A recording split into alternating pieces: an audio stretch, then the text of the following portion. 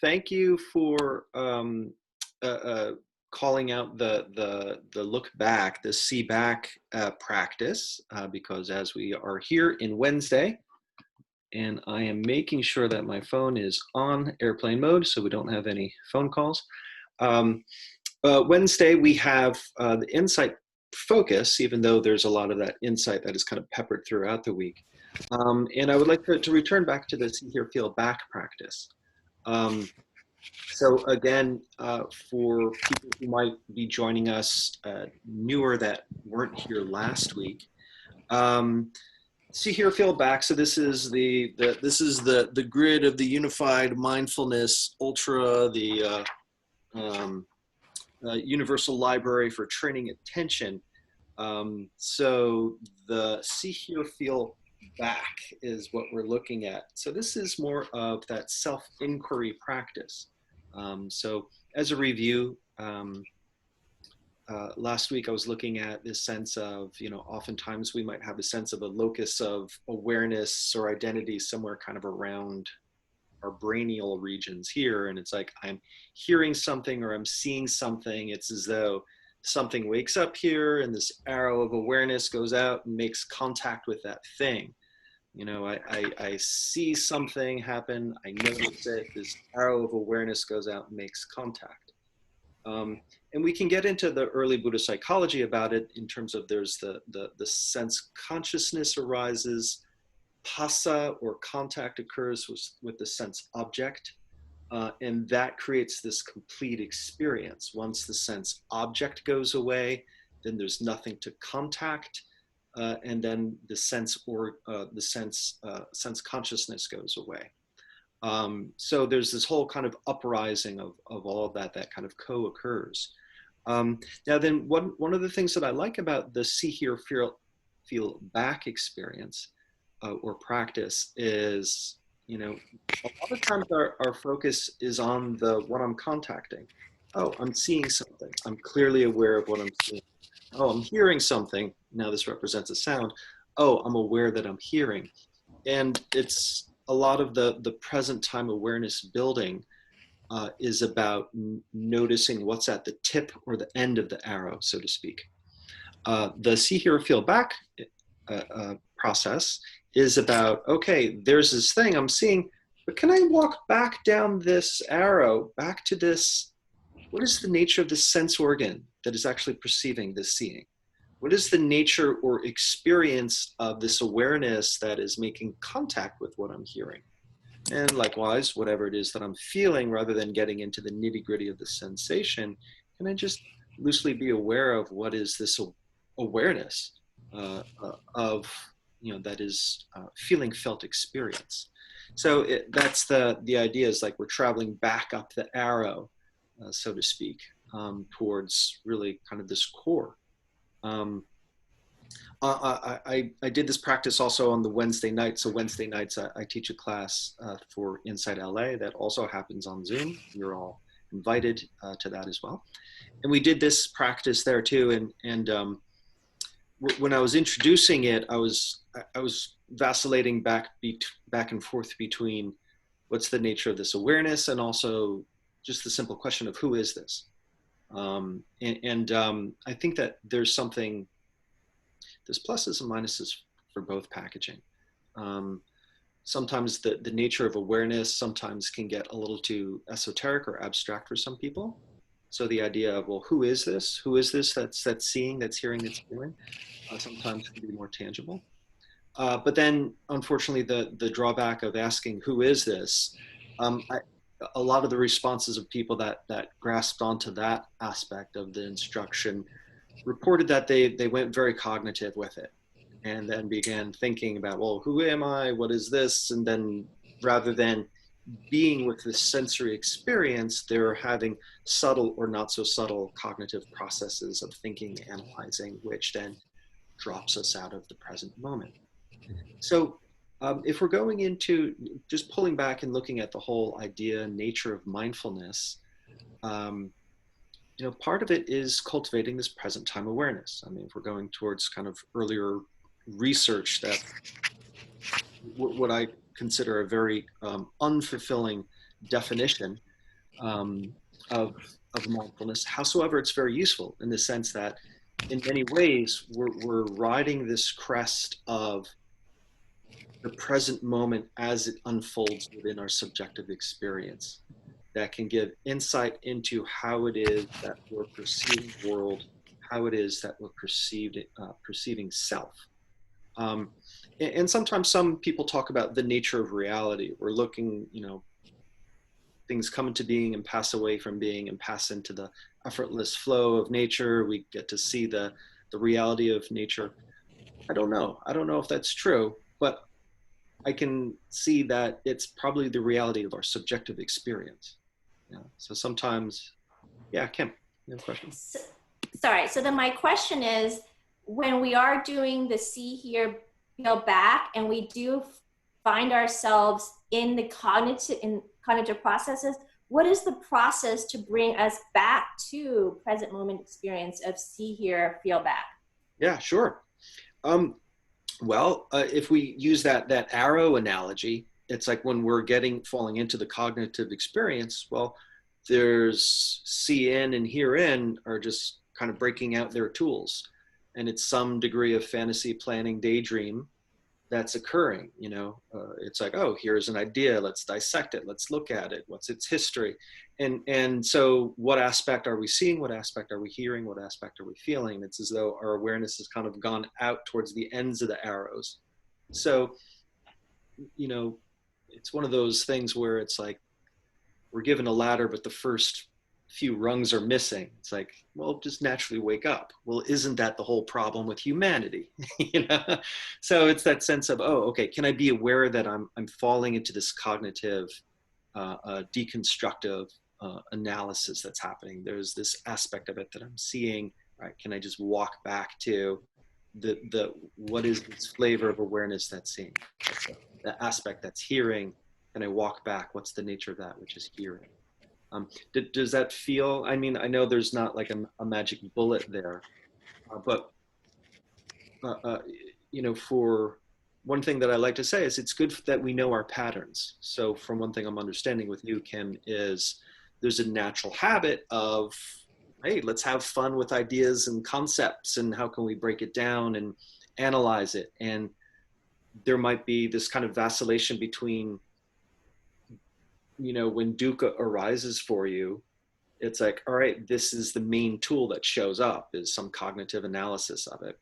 And on the other side, it's probably an enjoyable experience for you too. So it's like if something might be unpleasant or pleasant, the habit of cognitive analysis shows up for you. So, you talk about the idea of, to be forewarned is to be forearmed, to know that that's a particular habit that's going to show up. So how is it that we can just go into the sitting process knowing there's a high probability this habit pattern will show up? And the question is, can we just not have that avijja or the autopilot response of kind of going to sleep to the habit? So I know that's not just a quick and dirty technique to just be aware of it, because that's the thing. It's like once the habit shows up, we fall asleep in it. So that's the avijja sankhara. So going back to the term, Buddha talks about the goal of the practice is to uproot avijja sankhara. So the habit pattern shows up, and as the habit pattern shows up, there's the autopilot saying yes, and we kind of go to sleep into it. So yeah, it's just being aware of, what's it look like? What's it feel like? What's it sound like when you go into your analysis mode? And how to just have that, a little built-in thermostat that goes ding and says, oh, okay, I'm doing it again. And I know that that's kind of what we all are challenged with at every moment of our sitting practice within our own ways. Yeah, for sure. So you mentioned see in and hear in, but I'm pretty sure that the see, hear, feel back is distinct on the grid from see and hear in.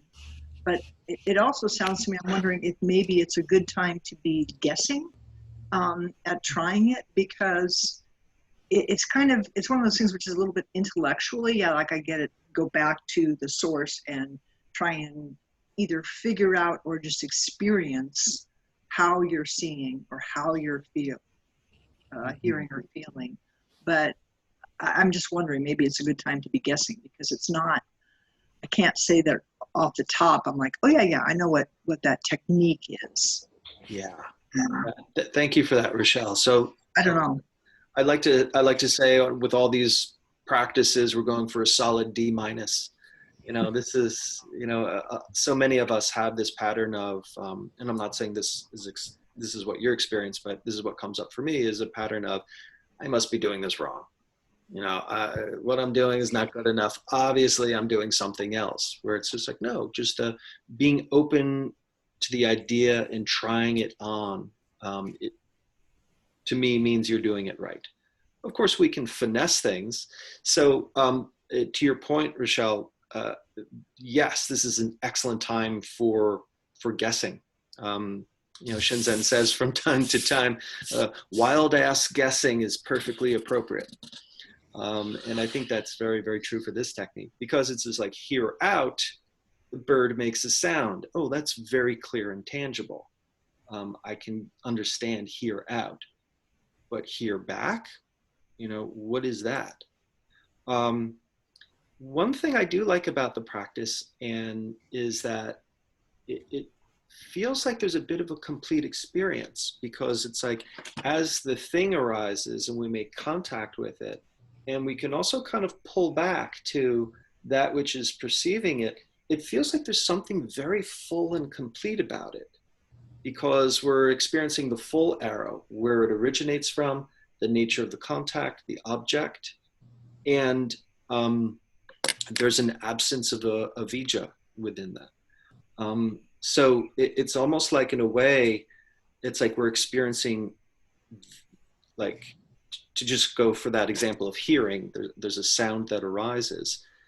I'm aware of the locus of that awareness, which may present itself as hear rest inside, as well as the contacting of the hear active / hear out outside, and just being aware of that, how they're all related, those experiences. I'm aware of the absence of internal talk, the restfulness at that state, the awareness that there's an activity of hear out, and that activity is taking place. I'm experiencing the fullness of that.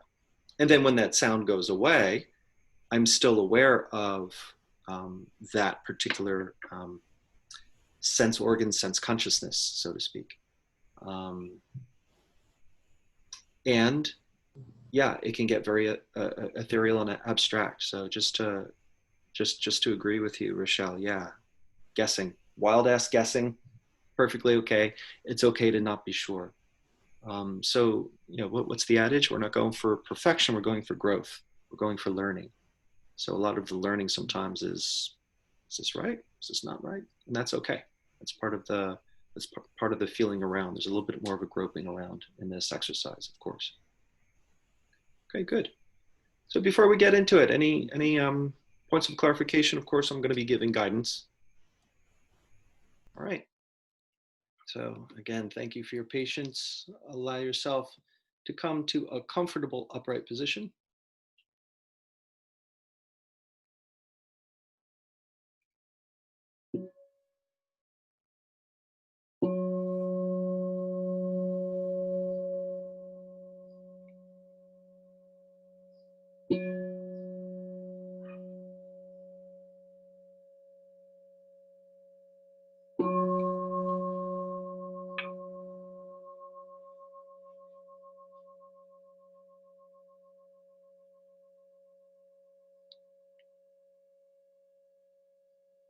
Allow yourself to straighten up and settle in.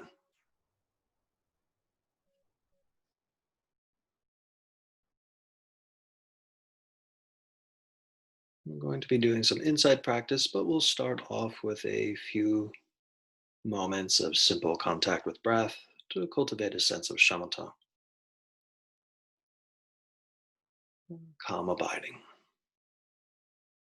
However it is that you like to work with breath, or otherwise, I invite you to contact a part of the body that actively engages in breath, the feel out quality of breath, And also noticing the feel in quality of breath. What are the pleasant resources that arise at the in breath, the top of the in breath, the out breath, and the base of the out breath?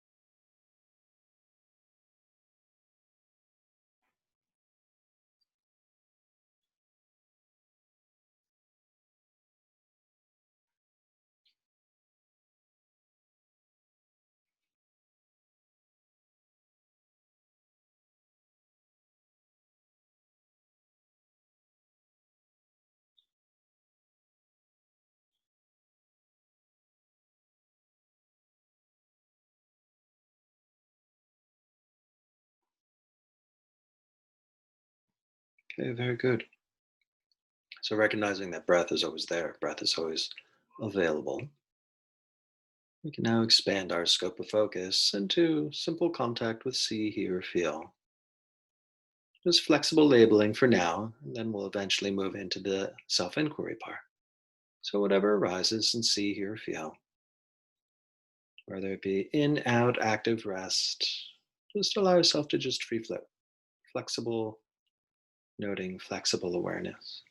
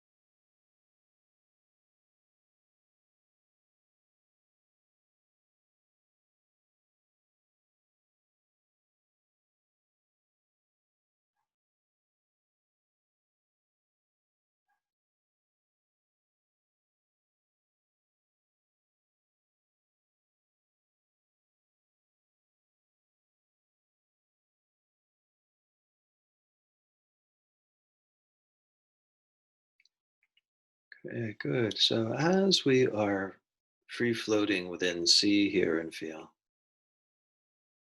start to become open to the see, hear, feel back. That is to say, as we're aware of any activation or just we become aware of the sense gate of seeing, hearing, feeling. Can we bring our awareness back into whatever this locus, bring our attention back to whatever this locus of awareness is? Something arises in C space, whether it's C active or C rest. Can we turn our attention back up the arrow towards its point of origination? What is this faculty, the nature of this sense gate that is aware of seeing? We become aware of hearing, be it active or restful. Can we walk back up the arrow to the point of origination, drawing our attention to notice the experience of the sense gate of hearing? And same thing of feeling. Can we allow ourselves to abide in just the awareness of feel? So we're walking back. So, of course, the labels reflect this: see back, hear back, feel back. It might sound something like this: hear back, feel back, hear and feel back, see back, and so on like that. Again, this probably may have a lot of guessing, a lot of not sure, a bit of groping around in the dark, and that's perfectly okay. This is the learning process. This is the exploration and play. Whatever arises for you, as always, can we intentionally bring a sense of equanimity to that experience?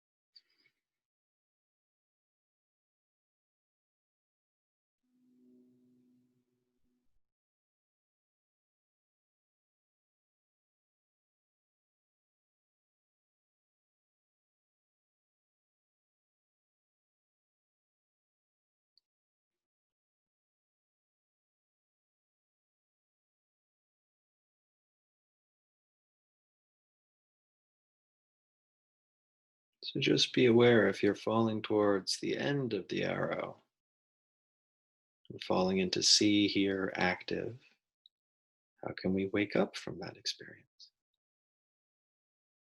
And begin to have our experience disentangle, clearly seeing, seeing as seeing, and hearing, hearing as hearing. Walk back the arrow to the place of the origination of the awareness.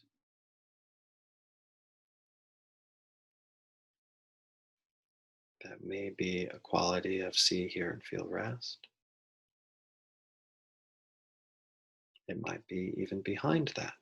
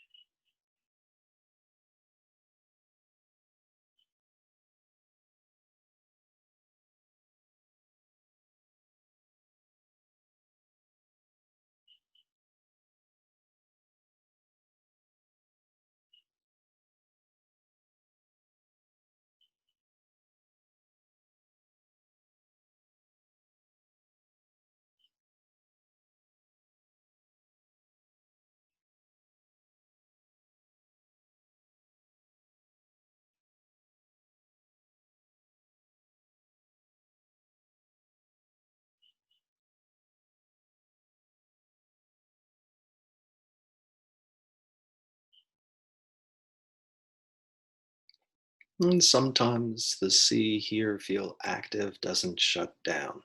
Sometimes there's just a lot of rumination. That's okay. Rather than being caught exclusively at the end of that arrow, can you just still pull back and be aware of that flavor of awareness within the see, hear, feel back as that activity of rumination is taking place?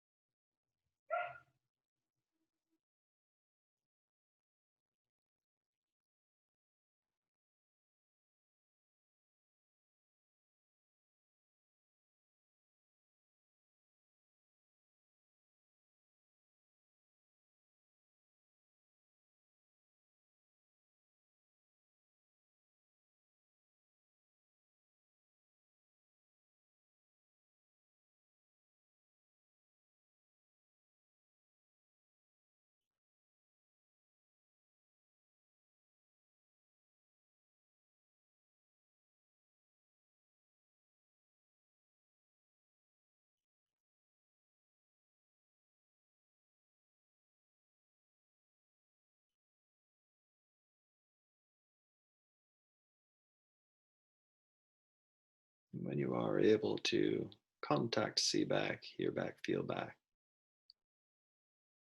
in the meeting that with equanimity, can you lean into that equanimity piece? How you meet that moment? Can you imbue it with that openness, that curiosity, that appreciation? As there is something within the experience of see, hear, feel back that is inherently pleasant, restful, yet energized. In the meeting it with equanimity, then it can potentially become an experience that we don't momentarily brush up against, but an experience that we can enter into and abide in.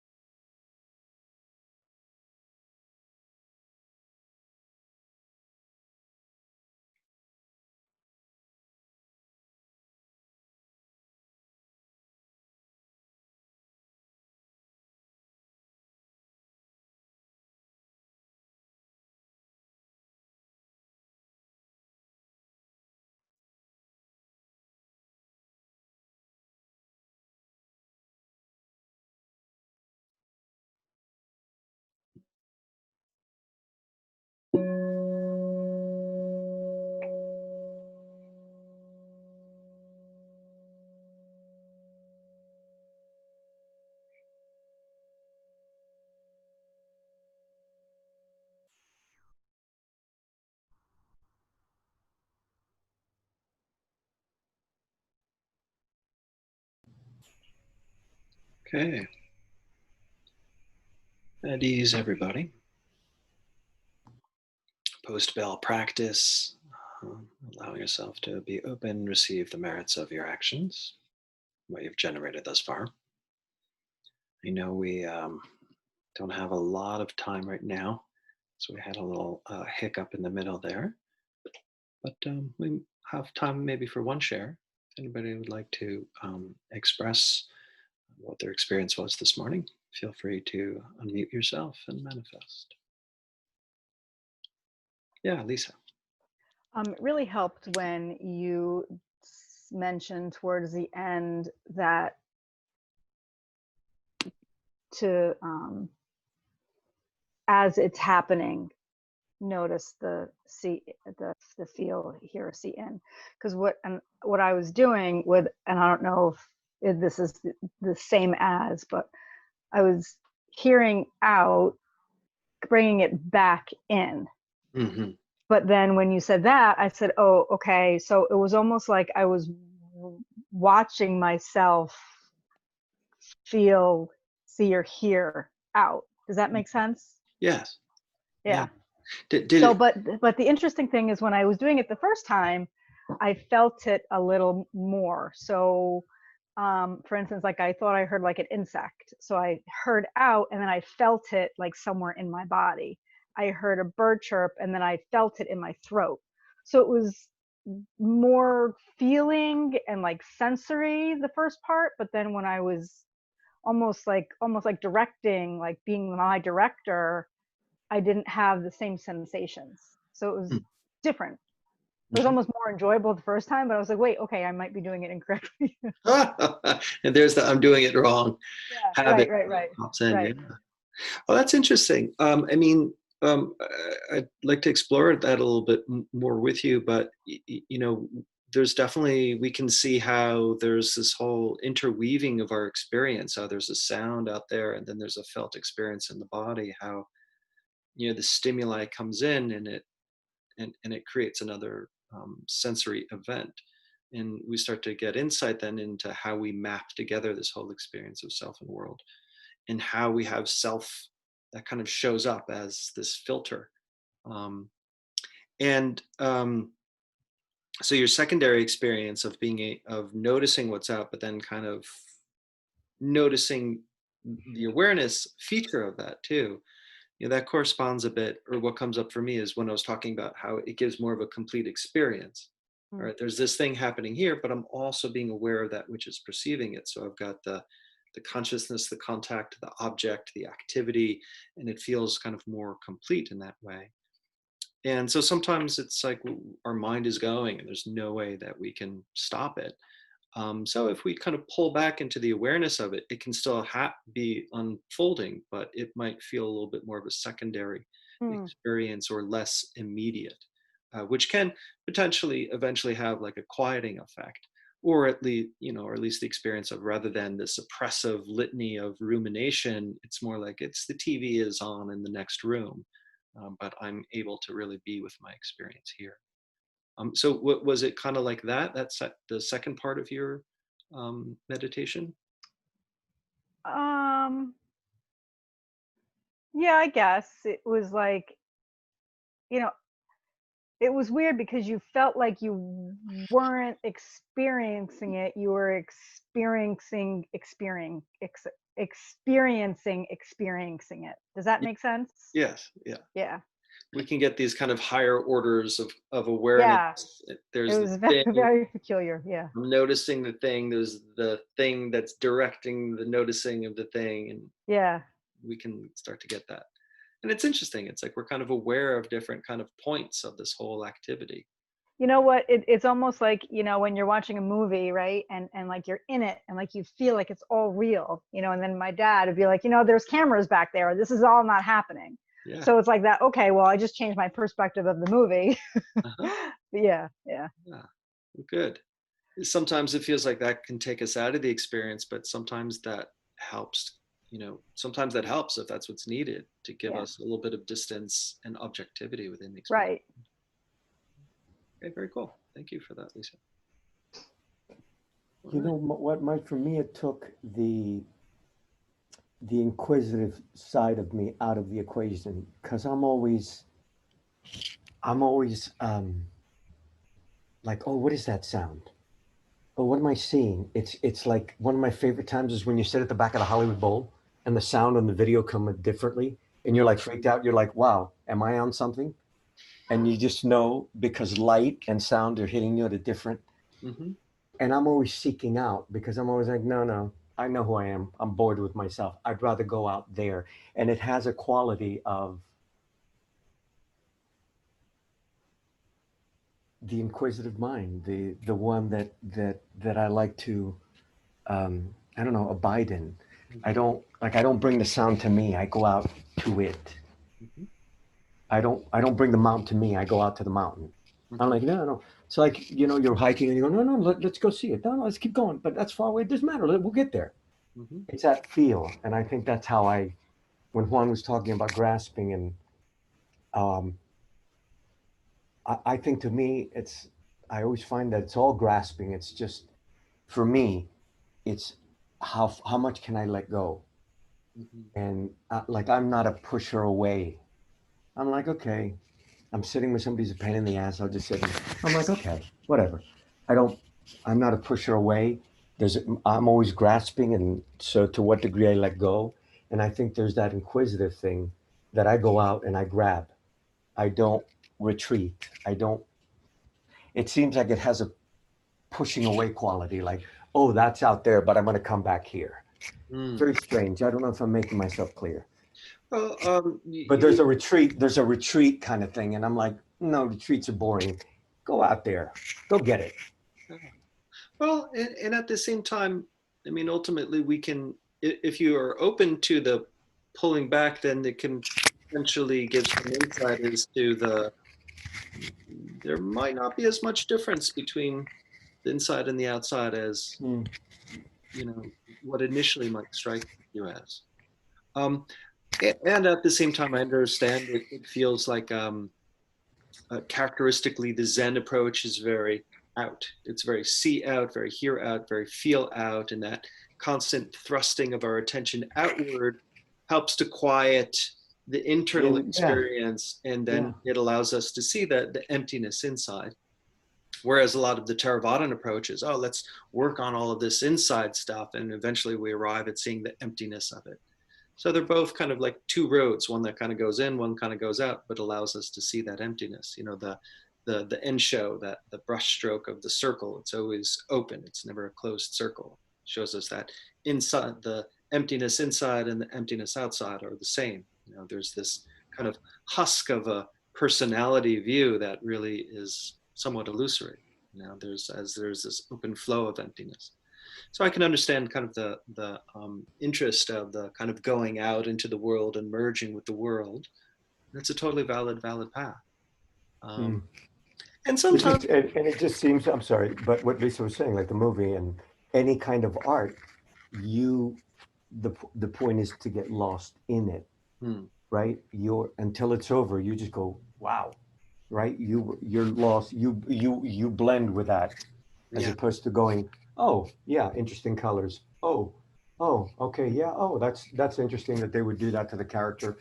I mean, if I'm doing that in the middle of a movie, and the movie's not worth it. Yeah.